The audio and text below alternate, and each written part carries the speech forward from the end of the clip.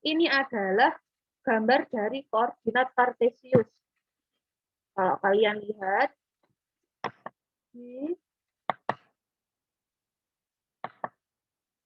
selamat datang Luna. Kalau kalian lihat di gambar, kelihatan kan gambarnya? Jadi, Kelihatan, Bu. ya, koordinat kartesius itu seperti ini. Kalau yang mendatar, ini namanya sumbu X. Kalau yang tegak atau vertikal, namanya adalah sumbu Y. Sumbu X atau koordinat X, sumbu Y atau koordinat Y. Jadi, garis itu pasti ada yang tegak lurus seperti ini. Garis mendatar dan garis vertikal itu pasti akan bertemu di suatu titik. Nah, titik temunya itu dinamakan titik nol seperti ini.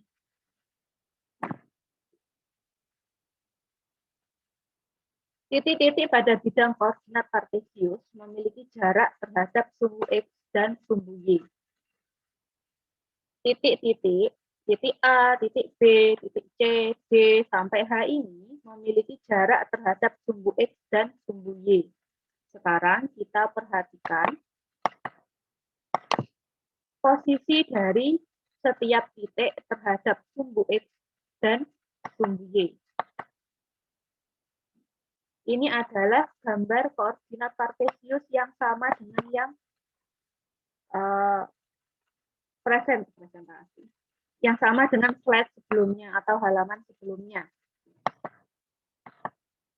Sekarang kita menghitung jarak titik antara titik A dan koordinat X dan koordinat Y. Titik A itu yang ini, berjarak 3 satuan dari sumbu Y.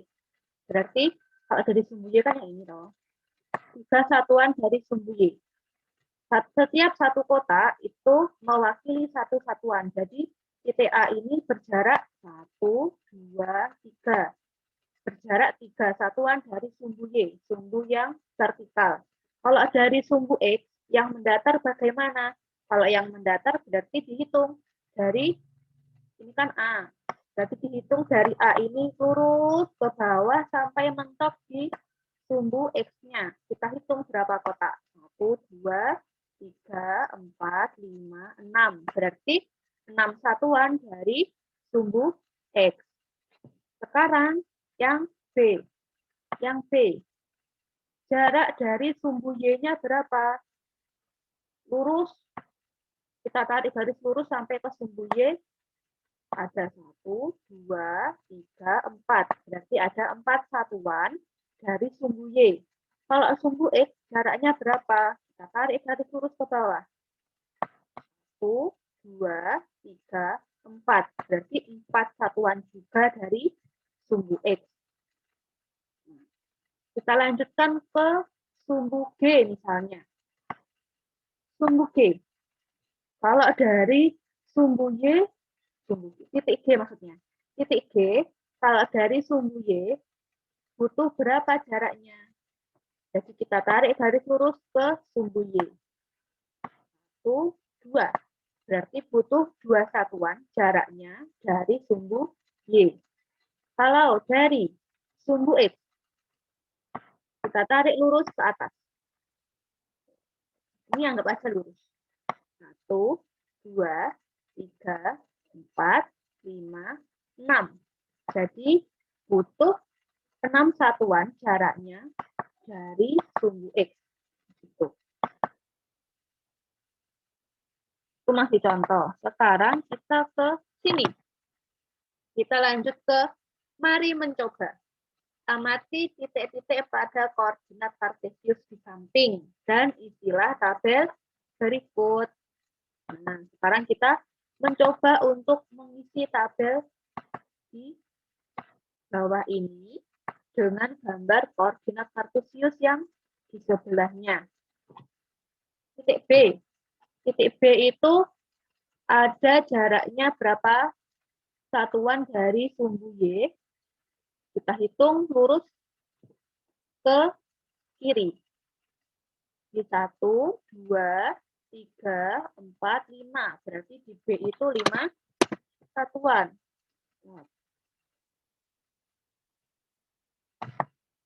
Oh, 5 satuan. Sekarang ke jarak ke sumbu. Oh, kebalik ya tadi. Jarak ke sumbu X-nya berarti dari B ke bawah.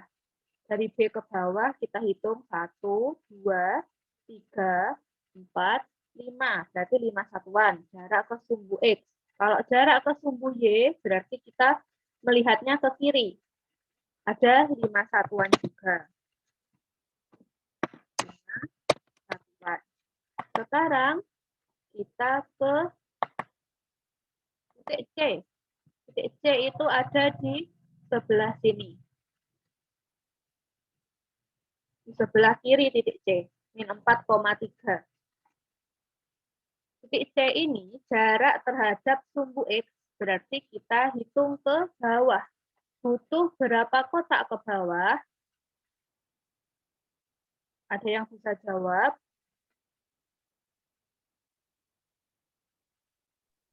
4. Ke bawah. Ini kan C. 4. 3. 3. Yang C di sini ke bawah. Kalau jarak ke sumbu X, berarti jarak ke bawah. 1, 2, 3 coba ya. Farida gambar. Kan di sini titik C. Berarti harus ke bawah.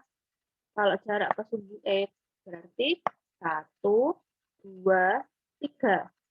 Yang dilihat itu bukan angka yang di sini. Bukan angka yang di sumbu X. Tapi kotak-kotaknya ini. Kotak yang dilewati antara titik C dan sumbu X. Jadi di sini kita tulis 3. Terus jarak ke sumbu Y. Berarti yang dilihat itu bukan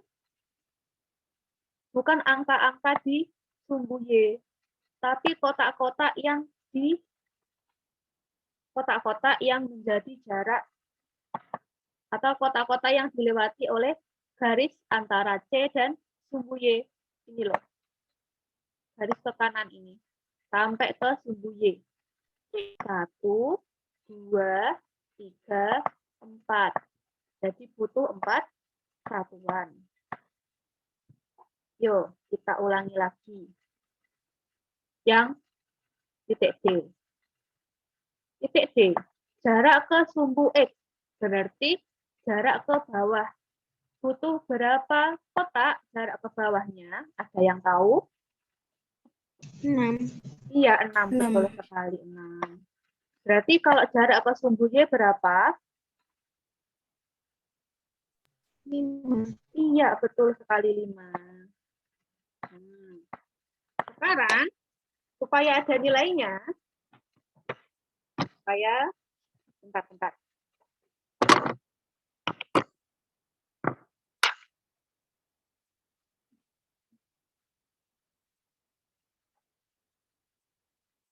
Saya nilai. Biar nggak sia-sia nanti kalian belajar.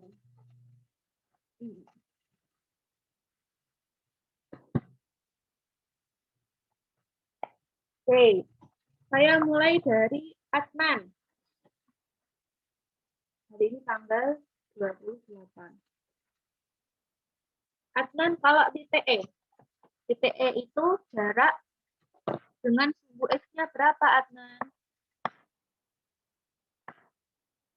Kalau misalnya kamu malu ngomong, bisa lewat chat.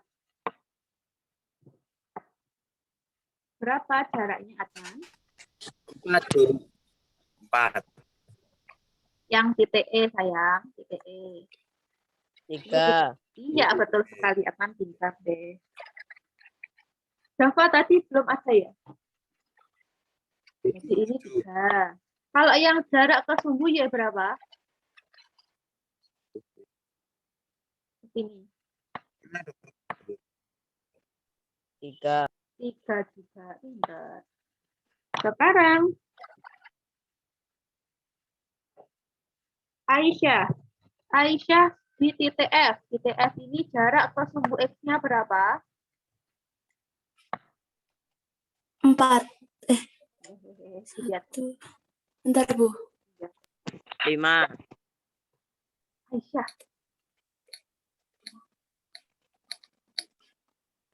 6. Iya, betul sekali 6. Kemudian kalau jarak ke sumbu Y-nya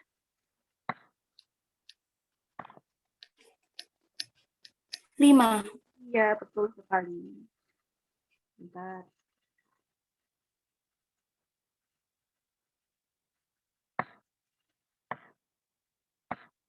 Kemudian titik G. Titik G, siapa ini titik G? Difmas. Mana Difmas? Titik G, jarak titik G ke sumbu X berapa?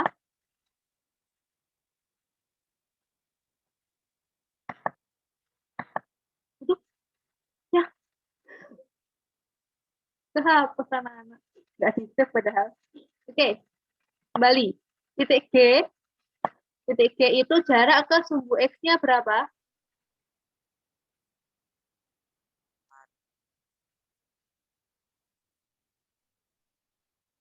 Jarak ke sumbu X berarti kita tarik ke atas.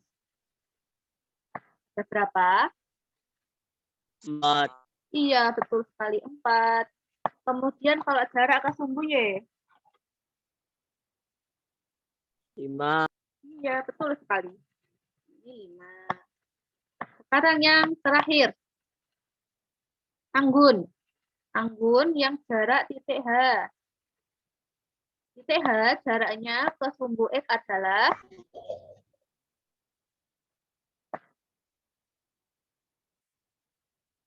dilihatnya itu ke atas. 6, Ya. Bu. Iya, betul 6. Kemudian kalau jarak ke sumbu Y-nya 3. 3. Jadi kalau jarak itu bisa disimpulkan, jarak ke sumbu X berarti jaraknya itu diambil yang belakang ini. Yang belakang ini, angka yang belakang atau koordinat yang belakang, itu berarti jarak ke sumbu X. Nah, jarak ke sumbu Y berarti koordinat yang di depan atau angka yang di depan, tapi tanda minusnya tidak dipakai. Gitu. Dari sini ada pertanyaan? Kalau tidak, kita lanjut. Nah, posisi titik dalam koordinat kartesius. Jadi posisi titik itu ada namanya. Dalam koordinat kartesius, itu wilayahnya atau letak-letaknya itu punya nama. Namanya adalah kuadran. Kuadran 1. Nah, lanjut aja langsung ke sini.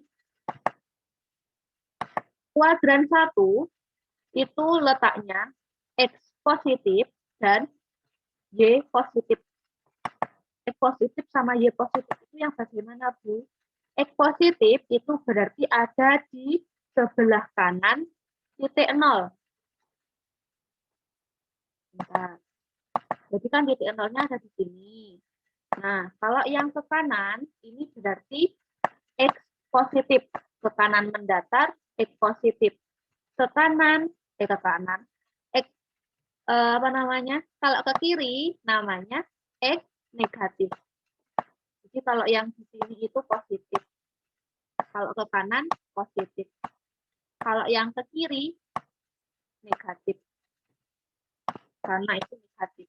Nah, kalau Y bagaimana? Y itu kalau ke atas, itu berarti positif. Itu nggak bisa digambar, bentar guys. Ini positif ya sebenarnya. Tapi tombolnya nggak bisa di... Bentar.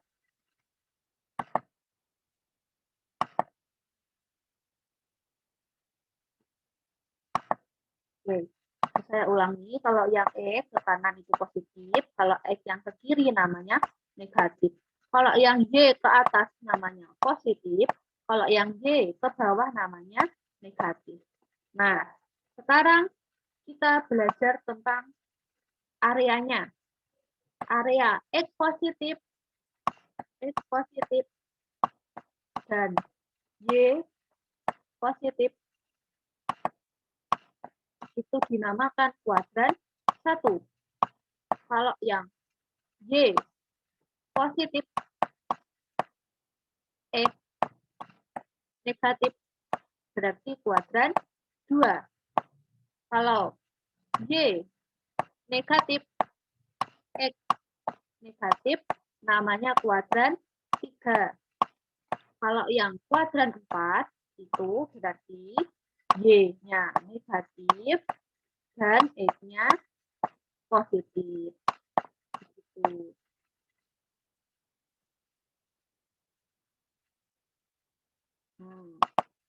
Sekarang kita lanjutkan. Perhatikan koordinat kartesius di bawah ini. Sebutkan titik-titik yang mempunyai jarak sama terhadap sumbu X. Maksudnya gimana ini? Sebutkan titik-titik yang mempunyai jarak sama terhadap sumbu X tanpa memperhatikan letak kanan atau kiri. Maksudnya tanpa memperhatikan tanda minus di depan angka. Sebutkan titik-titik yang mempunyai jarak yang sama. Berarti angka di depan ini sumbit ya. Oke, kebalik. Maaf. Berarti angka yang di belakang punya angka yang sama. Jadi kalau satunya 3, yang lainnya juga 3. Jadi kita lihat nih, titik-titik yang mempunyai jarak yang sama terhadap sumbu X. Kita ambil dari 3 dulu. Nah, yang A sama yang B.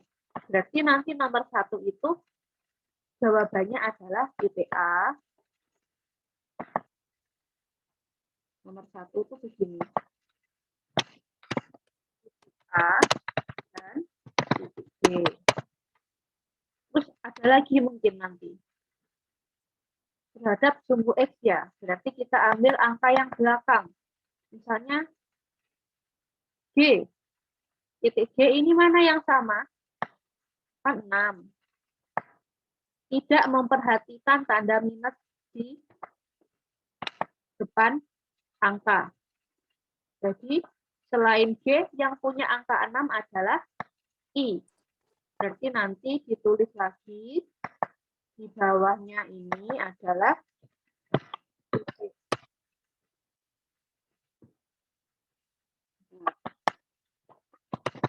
Titik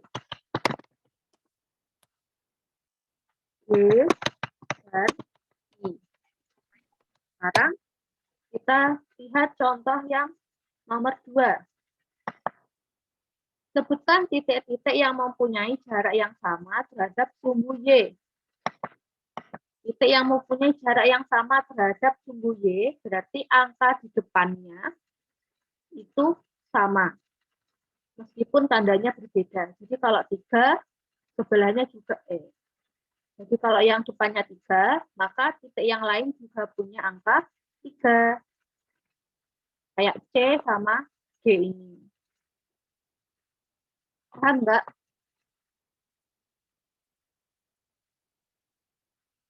Nggak ada yang jawab, berarti saya anggap paham ya ini. Sebutkan titik-titik yang berada di sebelah kanan dan di sebelah kiri sumbu Y. Itu nanti kamu mengerjakannya begini. Sebelah kanan ini, titik A, titik F, titik E. Terus yang sebelah kiri, titik G, B, dan sebagainya. Berapa jarak titik E terhadap sumbu X? Dan terletak di sebelah mana terhadap sumbu X dan sumbu Y? Maksudnya itu terletak di kiri apa di kanan? Terletak di atas apa di bawah? Atau, nah seperti itu. Kemudian, nomor 5, terletak pada kuadran berapakah titik tersebut?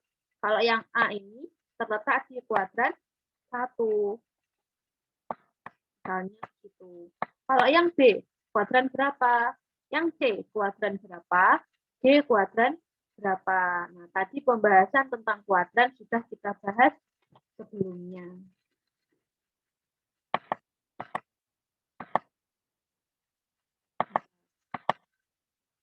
Tugasnya hari ini cuma yang itu saja. Jadi setelah Zoom meeting ini selesai, kalian silakan mengerjakan latihan 1 ini. Ini nanti akan saya upload di Google Classroom sekalian dengan PPT-nya ini. Jadi kalian bisa mengerjakan langsung di PPT. Maksudnya tidak di lembaran, sebutnya tidak ada di judul yang lain loh ya. Tugas ini adanya letaknya di PPT. Gitu. Kemudian mengirimnya di Google Classroom saja, baru nanti kalau misalnya sudah nggak bisa nih mentok, baru ke WA.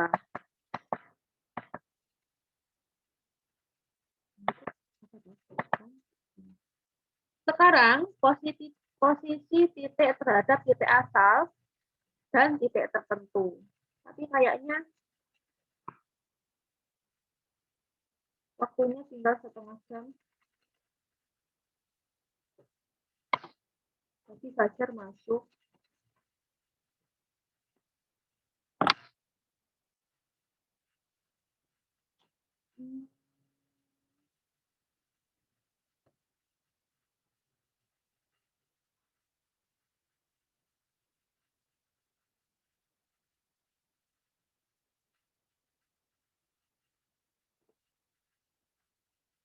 Karena meetingnya tinggal 3 menit, berarti saya stop dulu.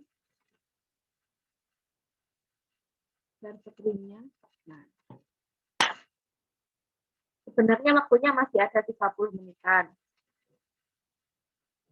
Tapi ya sudah, kalau gitu minggu depan kita bahas materi yang selanjutnya. Materi matematika hari ini cukup sampai sini saja. Semoga minggu depan kita bisa membahas lebih banyak lagi. Tolong ya, tanpa harus dicariin, tanpa harus dibangunin, tanpa harus tanpa harus diteleponin sama Bapak Ibu guru. Tolong siap sedia jam 7 itu sudah bangun. Kalian tidurnya jangan malam-malam, tidurnya itu ya wes paling malam jam 10 itu sudah kemalaman buat anak SMP loh. Jam 9 itu harusnya sudah tidur kalian. Masa-masa COVID seperti ini itu, maaf ya, kalau misalnya Farida jadi ceramah lagi.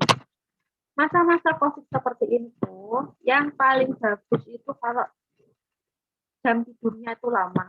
Apalagi untuk remaja, anak-anak dan remaja seusia kalian. Itu membutuhkan jam tidur yang banyak. Buat apa tuh itu? Buat pertumbuhan kalian. Jadi tumbuh tinggi itu juga bergantung pada kualitas tidurnya, jumlah tidurnya, gitu loh. Jadi kalau bisa itu tidurnya lama, minimal 8 jam sehari. Jam 9 tidur, kemudian jam 3 bangun untuk sholat tahajud, terus tidur lagi.